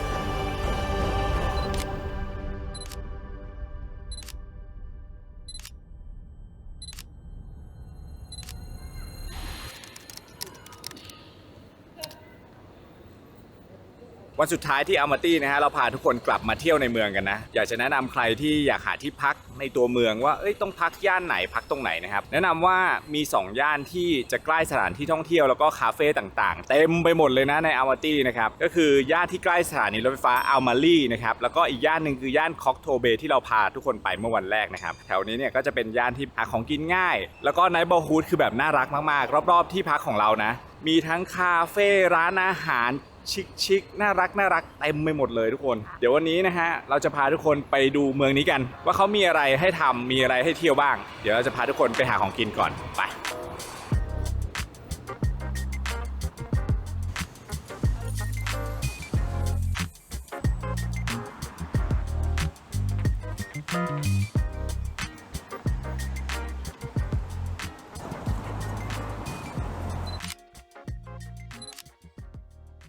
ใกล้ๆที่พักนะครับมีโซนที่เรียกว่าเป็นโซนคาเฟ่ร้านอาหารน่ารักแล้วกันนะมีร้านเล็กๆเป็นสไตล์โฮมี่แล้วก็มีร้านอิตาเลียนมีคาเฟ่แบบเยอะมากนะร้านแรกที่เราพาทุกคนมาชื่อว่าเดลปาป้านะครับร้านก็จะเป็นร้านขายอาหารอิตาเลียนด้านนอกแต่งสวยมากๆแค่ถ่ายรูปด้านนอกก็น่ารักแล้วอะเข้ามาด้านในทุกคนโหร้านทั้งร้านแต่งแบบน่ารักมากเลยอะถ่ายรูปได้ทุกมุมเลยไม่รู้จะนั่งโต๊ะไหนเลยอะรอบๆจะมีแบบแอคเซสซอรี่มีรูปมีอะไรอย่างเงี้ยถ่ายรูปน่ารักทั้งร้านเลยทุกคนเราสั่งเมนูเป็นพวกอาหารอิตาเลียนไปก็พวกพาสต้าพิซซ่าอะไรเงี้ยใครแบบอยากกินอาหารอิตาเลียนไม่ได้อยากกินอาหารท้องถิ่นแล้วก็มาแวะร้านนี้ได้เดี๋ยวเรากินข้าวร้านนี้กันแล้วเดี๋ยวเราจะพาทุกคนเดินเล่นในเมืองกันต่อนะฮะร้านนี้อยู่ใกล้กับคาเฟ่ดังๆอย่างฟิก้าคาเฟ่อัลมาแล้วก็ร้านอาหารที่ดังๆของที่นี่อย่างพาโลมานะฮะแบบเยอะมากย่านนี้คนเก๋ร้านเก๋ดีมากทุกคนไปกินข้าวกัน Ecco il mio cuore, I'm giving you all my love. Sempre sarai tu il mio amore, my darling, my angel, my dove. If ever you would leave me, I think I would lay down and die.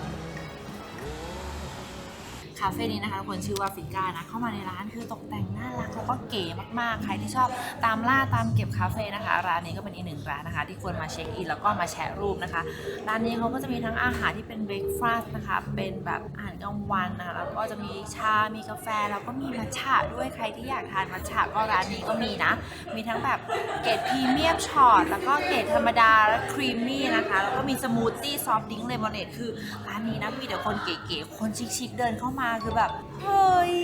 ร้านนี้คือเก๋เลยต้องเก็บนะคะแล้วก็ที่เราสั่งมาเนี่ยก็เป็นมัทฉะเกรดพรีเมียมนะคะแล้วก็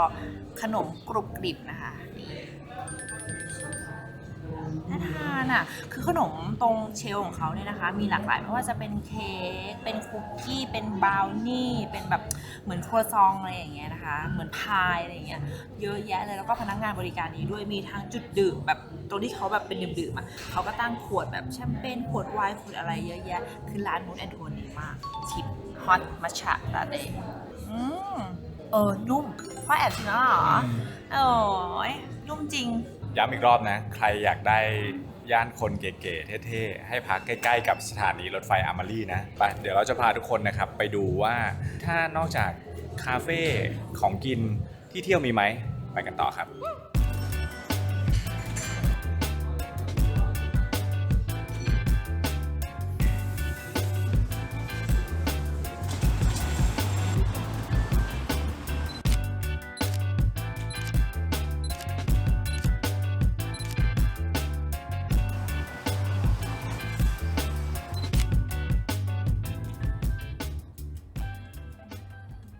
สำหรับการเดินทางในตัวเมืองอัลมาตี้นะทุกคนถ้าไม่ได้มีรถเช่ามาหรือว่า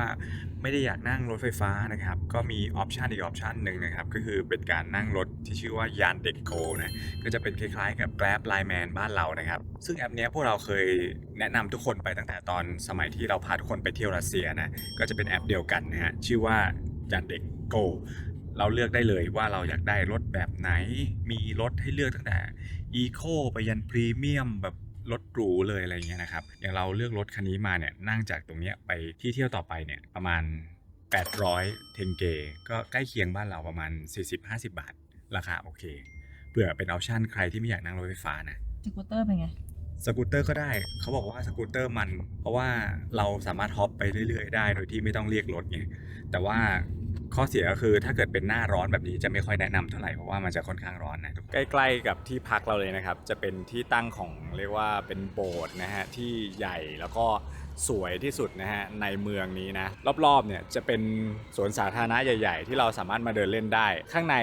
โบสถ์อันนี้นะฮะชื่อว่า Ascension Cathedral นะฮะเป็นโบสถ์ไม้ที่ใหญ่มากๆในเมืองอัลมาตี้แล้วเขาว่ากันว่าอยู่มาตั้งแต่ปี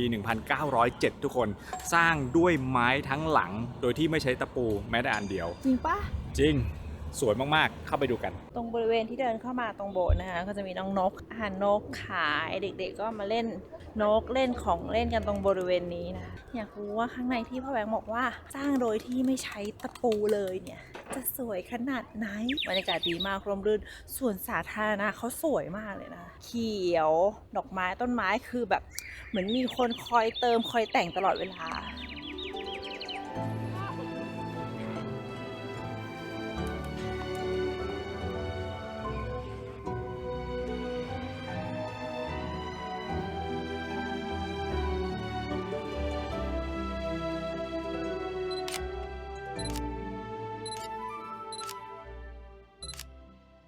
เข้ามาด้านในนี่คือแบบสวยมากเลยนะทุกคนคือศิลปะแบบบาโรกแล้วก็จะเป็นสไตล์แบบนิกายออร์โธดอกซ์รัสเซียนะคล้ายๆโบสถ์ที่เราไปตามเมืองต่างๆของรัสเซียไม่ว่าจะเป็นมอสโกเซนต์ปีเตอร์เบิร์กนะฮะก็จะเป็นสถาปัตยกรรมสไตล์ประมาณนี้นะครับอลังการมากเลยทุกคนมาเมืองนี้ก็ต้องแวะเข้ามานะดีมากๆเลย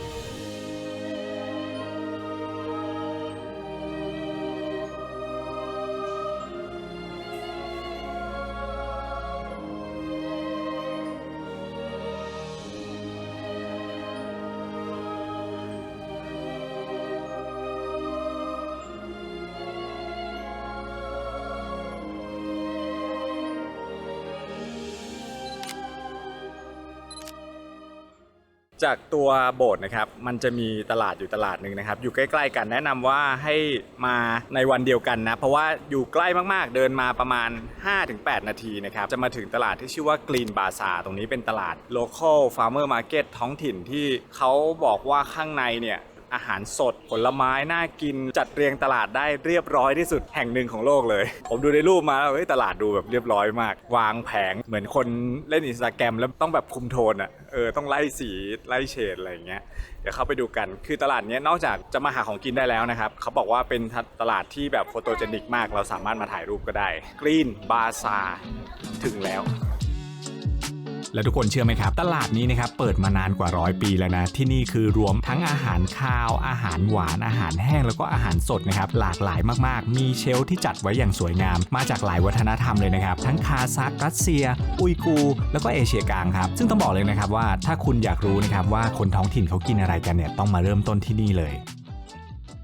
นี่ค่ะถึงหน้าตลาดแล้วเดี๋ยวเราข้ามไปดูความโลคอลของที่นี่กันว่าคนที่เนี่ยเขาซื้ออะไรเขาใช้อะไรหรือเขามีอิสเซอรี่แบบไหนที่เขาชอบใส่กันนี้หรือเปล่าข้ามถนนแบบแรนดอมแต่คนที่นี่น่ารักมากจอดให้เราข้ามตลาดเขาจะมี2โซนนะทุกคนคือจะเป็นโซนที่ขายเสื้อผ้านะครับด้านนี้นะจะเป็นซอยเข้าไปยาวๆนะครับแล้วก็ด้านในตรงนู้นจะเป็นตลาดสดที่เป็นตึกสีเขียว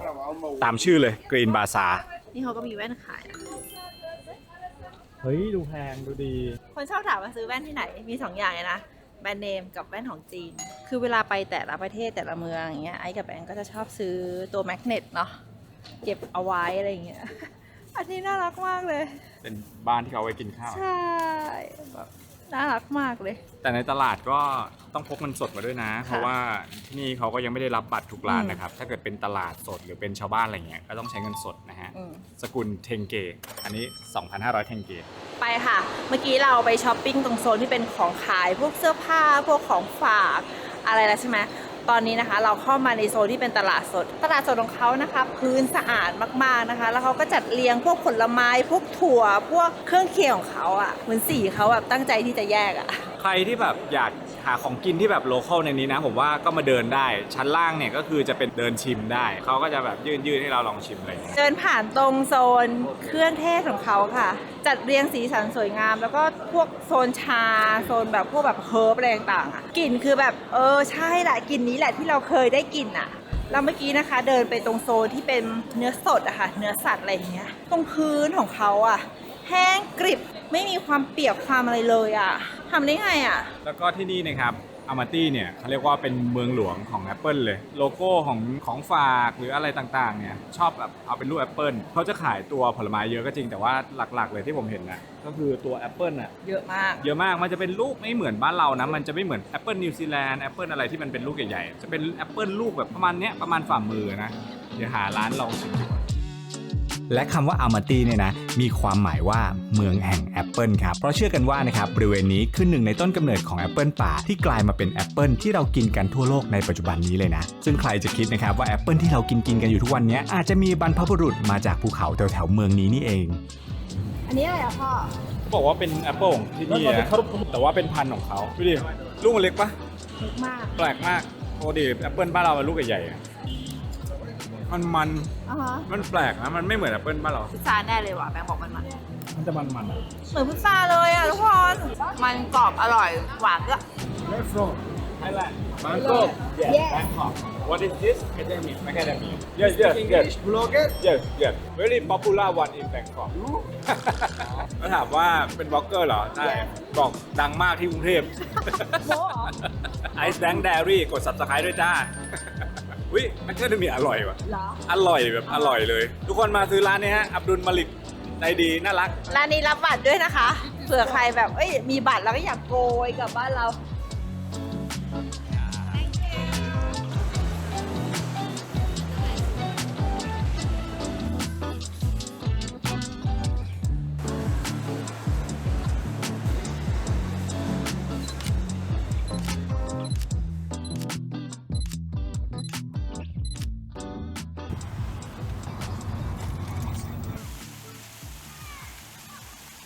สำหรับผมนะฮะ ถ้าเกิดว่าเราไปเที่ยวประเทศไหนที่เราไปครั้งแรกอะผมแนะนำว่าให้ไปมิวเซียมที่เป็นมิวเซียมออฟอาร์ตของแต่ละประเทศนะ เราจะได้รู้ถึงศิลปะแล้วก็วัฒนธรรมแล้วก็เผื่อๆได้รู้ถึงนิสัยใจคอของคนด้วยนะฮะ ว่าแบบเขาเป็นคนสนุกสนานแค่ไหน เป็นคนเครียดไหมอะไรอย่างเงี้ย มันจะแสดงออกมาได้ทางศิลปะนะ ตอนนี้เราพาทุกคนมาที่ Almaty Museum of Art ครับ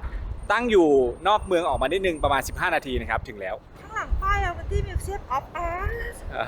เป็นภูเขาหิมะสวยมากแล้วก็แสงส่องพอดีมันแบบคอนทราสต์กันมากคือ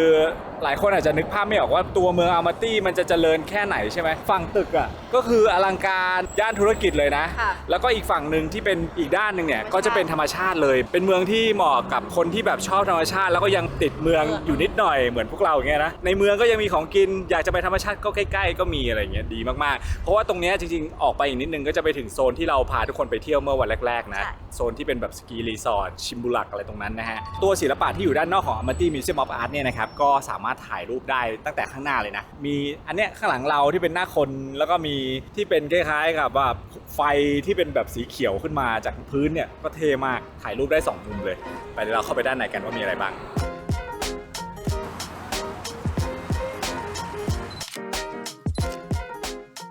ค่าเข้าคนละ 2,000 เทงเกนะครับ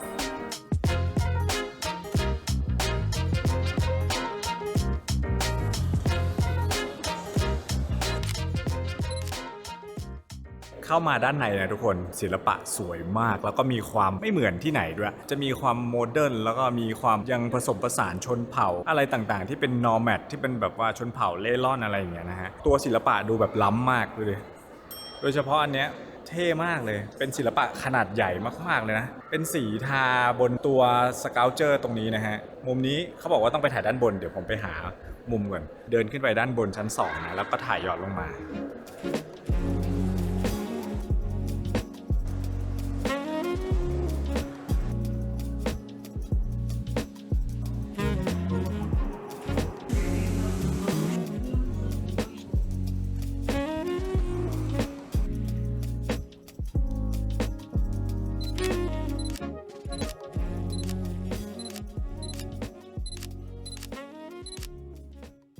และสำหรับคลิปนี้นะฮะใครที่แบบดูมาถึงตอนนี้นะอยากได้ค่าใช้จ่ายรายละเอียดทั้งหมดนะครับเดี๋ยวผมจะแปะให้ตรงนี้นะครับ EP นี้นะครับก็เรียกว่าเป็นครั้งแรกของพวกเรานะกับประเทศเอเชียกลางนะครับอัลมาตี้เนี่ยครบเครื่องมากๆทุกคนจริงๆนะครับตัวเมืองเขาเนี่ยนอกจากที่เราพาไปเที่ยวแล้วนะครับ เราขับรถผ่านนะยังเห็นว่าเขามีห้างสรรพสินค้าใหญ่ๆมีแบบว่าแบรนด์เนมคือแม้กระทั่งว่าคุณจะมาธรรมชาติมาไฮกิ้งแบบพวกเรากลับมาในเมืองก็ยังสามารถมาซื้อ Prada ได้ทุกคนมันครบเครื่องเบอร์นั้นเลยนะสำหรับเมืองนี้นะแม่ชอบเมืองไหนสุดตั้งแต่ไปมา ชอบที่แรกค่ะที่เราออกไปนอกเมืองแล้วก็ไปบิ๊กอ m ม t ตี้เลกอ่ะ อันนั้นคือแบบสวยมากสะใจไอมากแล้วก็อีกอันนึงก็เป็นที่เราแบบไปพายเรือกันไปถีบเรือเป็ดอันนั้นก็คือแบบอลังการมาก ใช่คือแบบดีมากๆทั้ง2อันเลยนะแล้วก็แนะนำว่าสามารถมาเที่ยวได้ทั้งปีนะแล้วก็ทุกฤดูด้วยเพราะว่าฤดูที่เรามาเนี่ยถือว่าเป็นซัมเมอร์ใช่ไหมหลังจากที่คลิปลงไปแล้วเนี่ยก็จะเข้าสู่ช่วงฤดูใบไม้เปลี่ยนสีพอปลายปีก็จะเริ่มหิมะตกก็คือเที่ยวได้ตลอดทั้งปีนะฮะใครที่แบบอยากตามรอยมานะแล้วก็อยากได้วิวเท่ๆนะที่พักของเราก็ยังแนะนำว่าไอ้ตรงที่เป็น Airbnb อ่ะคือหน้าที่เป็นแบบหิมะตกอ่ะก็น่ามาพักมากผมขึ้นรูปให้ดูนี่คุณลุงก็ส่งมาให้คุณลุงที่พักเขาแบบหิมะตกกลับมาหากันอีกนะเขาแบบโหตอนหิมะตกคือสวยมากๆเลยนะแนะนำสำหรับใครนะครับอยากมาเที่ยวแบบไอซ์กับแบงค์นะครับก็สามารถบินกับสายการบิน Air Astana มาแบบพวกเรานะครับบินตรงนะครับประมาณ6ชั่วโมงนะครับก็มาถึงที่นี่เลยเที่ยวต่อได้แบบสบายๆตามรูทแบบพวกเราได้เลยนะครับแล้วผมจะบอกเลยนะว่าสายการบิน Air Astana เนี่ยเขามีบินตรงมาที่นี่ไม่พอนะฮะเขายังมีบินไปหลากหลายเส้นทางทั่วโลกเลยนะครับเดี๋ยวผมขึ้นเว็บไซต์การจองให้ตรงนี้นะครับไปจองตามแล้วก็มาเที่ยวตามรอยพวกเรานะครับ iBank Diary รับรองว่าถึงที่นี่แล้วแฮปปี้เพราะว่าบินตรงสะดวกสบายสุดๆครับ ส่วนใครนะคะที่ดูมาถึงตอนนี้นะคะ พิมพ์บอกหน่อยว่าสถานที่ที่พวกเราไปแต่ละสถานที่เนี่ยคุณชอบที่ไหนบ้าง แล้วก็อย่าลืมนะคะกด subscribe ช่อง iBank Diary ด้วยนะจะ800,000แล้วนะคะ โอเคคลิปนี้นะฮะเป็นการเที่ยวเอเชียกลางครั้งแรกนะเป็นประเทศแรกคาซัคสถานทุกคนว่าประเทศต่อไปของเอเชียกลางเป็นประเทศไหนดีคอมเมนต์บอกด้วยนะครับไปแล้วเจอกัน EP หน้าฝากกด subscribe ด้วยจ้าบ๊ายบายฝากกดตรงนี้ครับตรงหน้าโลโก้ของพวกเรา 3 คนฝากกด subscribe ให้ช่อง iBank Diary ด้วยส่วนใครนะครับที่ดูทางช่องทาง Facebook ก็อย่าลืมกดติดตามเพจให้ด้วยนะครับขอบคุณครับพร้อมแล้วไปดูคลิปต่อไปกันได้เลย